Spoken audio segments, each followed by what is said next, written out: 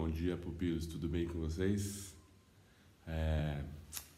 Tô de boné hoje porque eu acordei atrasado, não deu tempo de tomar um banho.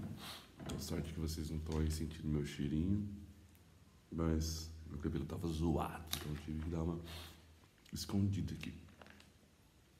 Na aula de hoje, quero conversar com vocês mais um pouco sobre uma das etapas que a gente conversou aqui dos movimentos migratórios no Brasil.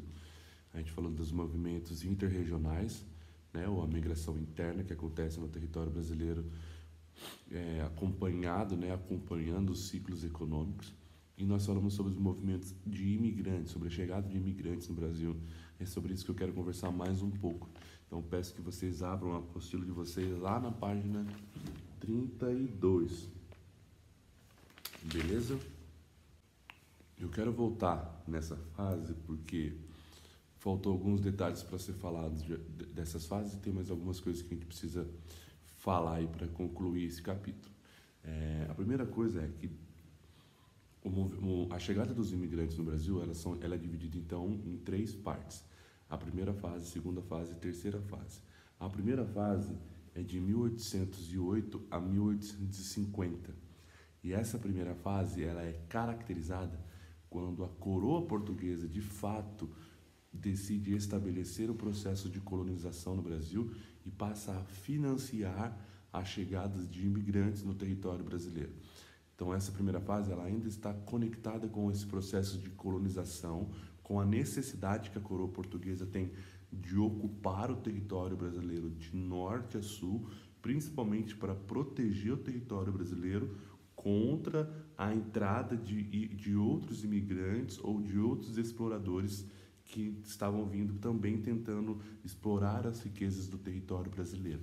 Então essa primeira fase era como uma tentativa de proteção do território, como estratégia a coroa portuguesa vai adotar o financiamento de imigrantes para que eles possam vir ocupar esse território. Então dentro desse período os portugueses vão vir com intensidade, diversos outros europeus, principalmente os alemães, também vão vir com bastante intensidade para cá.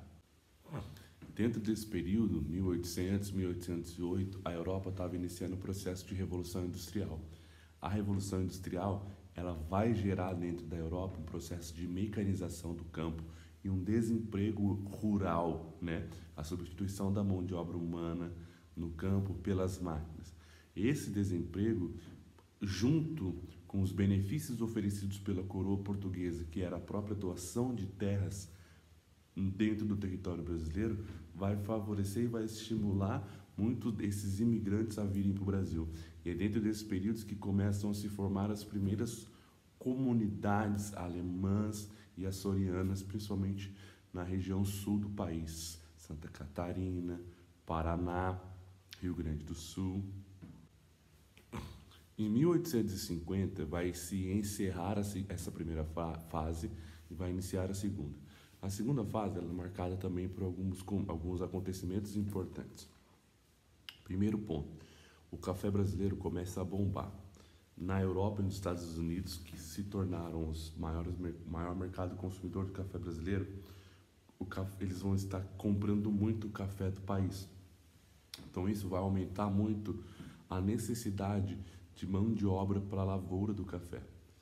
E o segundo ponto é que também em 1850 vai ser assinada uma lei no país que vai proibir o tráfico negreiro, ou seja, não vai ser proibido ter escravos no país, mas vai ser proibido trazer novos escravos. Então essa proibição também vai deixar os próprios engenhos de café, os próprios senhores do café numa situação delicada, porque eles vão estar entrando num período onde eles vão necessitar de mais mão de obra porque o café está vendendo muito e vão sofrer exatamente com o processo de não conseguir mais escravos. Então, a partir de 1850, nós vamos ter um incentivo muito maior à entrada dos imigrantes europeus no Brasil e a partir disso eles vão vir com muita intensidade. E um do segundo grupo que maior migrou para o Brasil em toda a história da imigração no Brasil vai chegar dentro desse período, que são os italianos. Quando os italianos começam a migrar para o território brasileiro, isso vai trazer uma certa tranquilidade para o governo federal, para os próprios empresários do café, porque eles virão em grande quantidade, eles virão com habilidades para tal serviço, e com a chegada deles, o café brasileiro vai dar um salto de expansão gigantesco. Isso, e 30 anos depois, lá em 1888, a, o, o trabalho escravo vai ser de fato proibido no Brasil. Em 1850 é proibido o tráfico negreiro e em 1888 é extinguido o trabalho escravo no Brasil. Essa situação vai fazer com que os imigrantes europeus venham ainda com mais intensidade. Então, durante toda essa segunda fase, nós vamos chamar que é a fase onde o país vai receber a maior quantidade de imigrantes do mundo, né, de toda a sua história, que vai de 1850 a 1930. Principalmente por conta da indústria do café, os imigrantes vão vir com muita intensidade. É dentro desse período que o Brasil vai passar por aquilo que a gente chama de uma grande miscigenação cultural, que os imigrantes eles vão trazer suas influências culturais, suas influências religiosas, suas influências na alimentação, e tudo isso vai virando um grande detalhe, parte dentro do retalho da própria diversidade cultural que a gente tem no território brasileiro. Mas a vida dos imigrantes não foi assim não foi uma situação muito fácil aqui no país. Quando eles chegaram para cá, eles tiveram que lidar com um empresário brasileiro. E também tiveram que lidar com o famoso jeitinho brasileiro. E, cara, esses caras acabaram, assim, entrando numa enrascada que foi o fato de, pela dificuldade que eles tinham de compreender o português, os empresários do café, eles acabavam aproveitando dessa situação e acabavam pagando os caras errado, pagando os caras diferente do que tinha combinado. Tudo isso por conta da dificuldade que eles tinham de ler e compreender aquilo que era dito e escrito, né, por conta da língua portuguesa. E essa situação foi colocando os imigrantes numa situação muito delicada. Isso foi começando a gerar uma certa instabilidade dentro desse processo, uma certa revolta. E existem relatos históricos, né, de alguma dessas revoltas desencadearem atos violentos por parte dos imigrantes contra essas situações. E além disso, muitos deles, na hora que iam receber o salário, os empresários do café descontavam do cara tudo que o cara comia dentro da fazenda e descontavam inclusive as suas ferramentas de trabalho. Aí isso fazia com que o salário do cara caísse lá embaixo e ele acabasse vivendo quase que numa semi-escravidão, porque ele tinha que trabalhava para pagar o próprio trabalho, então ele acabava não tendo as condições de renda o suficiente para desenvolver uma vida de qualidade no Brasil. Então essa situação foi gerando um desgaste muito grande por parte dos imigrantes contra essa organização do trabalho no café no Brasil e o próprio governo federal. Essa segunda fase, ela vai durar até 1929, 1930, que é quando a gente tem a crise do café por consequência do crack da Bolsa de Nova York.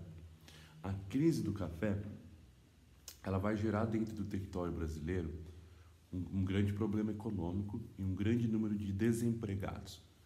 Esses desempregados, eles vão começar a reivindicar com o governo federal que os imigrantes que estavam aqui, que estão chegando no país, vão ocupar o lugar deles na recém-iniciada industrialização no Brasil. Fazendo um parênteses, lembrando que em 1930 o Brasil também, a partir da crise do café, o Brasil inicia o processo de industrialização. E aí, na disputa por esse emprego, pelos empregos nessa recém-industrialização, a população brasileira, os desempregados brasileiros, vão começar a manifestar um sentimento muito parecido com o que os europeus aparentemente sentem contra o estrangeiro. Eles vão roubar o nosso lugar. Então, eles começam a protestar contra a entrada de imigrantes. E a partir de 1930, então, o governo vai estabelecer uma lei de cotas. Ele só vai permitir 2% da população brasileira seja formada por imigrantes. Então, a partir desse momento, a partir de 1930, aquela crescente que nós tínhamos de chegada de imigrantes no país, a partir de 1930, com essa lei de cotas, esse número de imigrantes começa a diminuir com intensidade, né? O número de imigrantes que vão chegar no território por conta dessa lei. além disso tudo, desses 2% da população que podia ser formado por imigrantes, de todos esses imigrantes que chegariam a partir de 1930, 80% deles eram obrigados pelo governo federal a trabalhar nas áreas rurais, para não competirem com as vagas de empregos nas indústrias contra os desempregados brasileiros. Só que essa situação ela vai durar de 1930 até 1930, né, até a Segunda Guerra Mundial, pós-Segunda Guerra Mundial, que quando a gente vai iniciar o processo de restauração na Europa, né, a própria Segunda Guerra, a Segunda Guerra, ela vai paralisar os processos de migração, porque durante a guerra não tem como ficar muito migrando, e pós a Segunda Guerra a gente vai ter inversão do fluxo. Os europeus que tinham se espalhado pelo mundo inteiro, inclusive para o Brasil, a partir de 1945 eles vão começar a praticar a migração de retorno. Então, a chegada de imigrantes no Brasil a partir de 1930 só vai cair. E a partir de 1945 nós começamos a ter uma migração de retorno, que são esses imigrantes europeus saindo do território brasileiro e voltando para a Europa. O problema de grande parte desses imigrantes é que muitos não conseguem emprego legal, não trabalham em condições insalubres, trabalham em fábricas clandestinas, trabalham em situações de quase semi-escravidão. Muitos deles estão ilegais, não têm documentação, então não conseguem ter acesso à saúde, não conseguem ter acesso a uma educação, a condições básicas de vida, então vivem uma situação quase que drástica aqui. Durante todo esse processo, também a partir de 80, foi muito comum a emigração de brasileiros. Muitos brasileiros, durante a década de 80, que é chamada década perdida, também vai buscar melhores condições de vida em outros lugares. Muitos por conta do processo da ditadura militar, outros por conta desse processo da própria busca de condições econômicas melhores. Então, na década de 80, os Estados Unidos vão se tornar uma das áreas de maior preferência para os imigrantes brasileiros.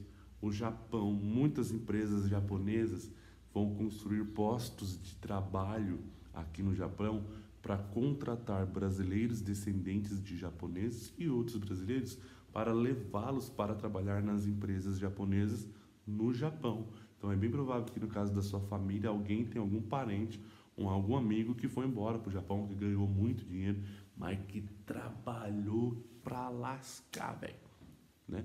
Porque o regime de trabalho lá é gigantesco, é surreal.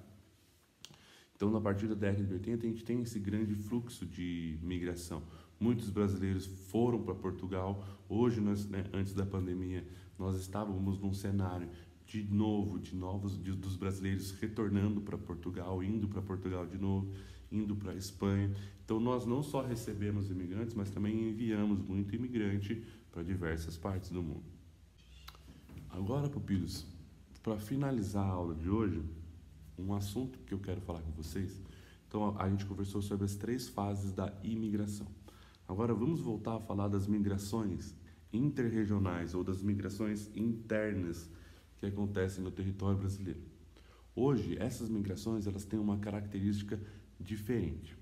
Nós estamos vivendo um processo chamado de desconcentração industrial, ou seja, as indústrias que se concentraram num primeiro momento nos grandes centros urbanos, hoje, por conta do inchaço urbano, que vai ser motivo da nossa próxima aula, dos próximos capítulos, as indústrias...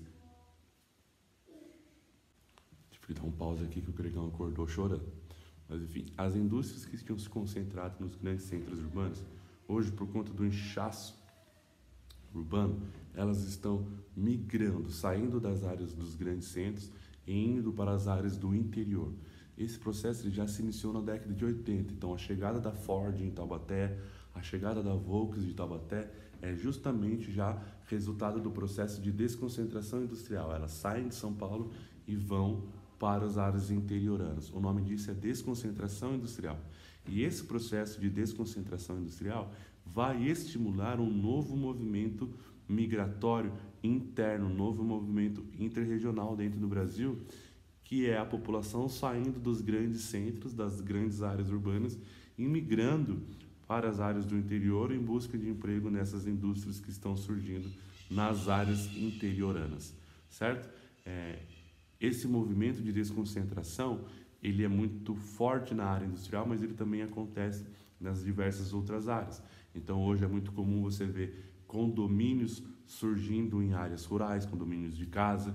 É muito comum você ver hotel, fazenda surgindo, e diversas outras atividades de entretenimento acontecendo nas áreas mais afastadas dos grandes centros urbanos. E tudo isso vai acabar estimulando uma migração interna diferente no Brasil, o que nós vamos chamar de própria migração de retorno. Então, muitos nordestinos estão retornando para o Nordeste por conta disso.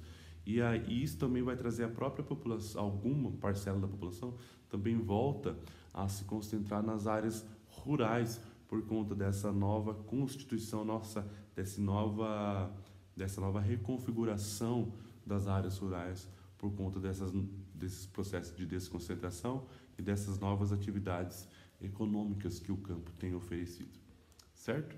Espero ter conseguido ser claro, que vocês tenham tido uma boa aula.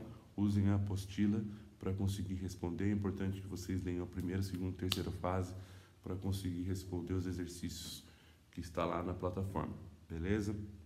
Love you guys!